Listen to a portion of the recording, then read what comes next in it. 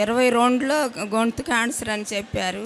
2 నెలలు హాస్పిటల్లో 33 కరెంట్లు పెట్టారు, 6 టీమోలు పెట్టారు. 2 నెలలు హాస్పిటల్లో చాలా బలహీనం అయిపోయి ప్రాణం పోద్దో ఉంటుందో కూడా తెలియకుండా అసమంటి స్థితిలో నేనుండా. దేవుడు ఎప్పటికప్పుడే నన్ను ఎత్తి పట్టుకొని నన్ను కాపాడుకుంటూ ఇంటికి తీసుకొచ్చిన 2 నెలలకి. ఆ తర్వాత విజయవాడలో ఇసాకయ్య గారు ప్రార్థన పెడుతున్నాను తెలిసింది. ఆ సంవత్సరం వెళ్ళిపోయింది నేను రాబట్టి.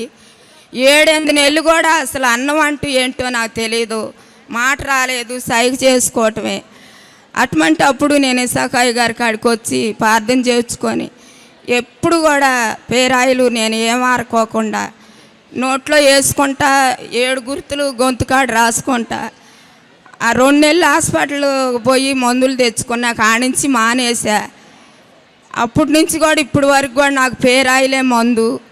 దేవుడు అంతగా నన్ను ఆశీర్వదించి ఎప్పటికప్పుడే నన్ను కాపాడుకుంటూ వస్తుండు. అందును బట్టి దేవుడు చేసిన ఈ కార్యాలను బట్టి దేవుడికి వందనాలు, స్తోత్రం.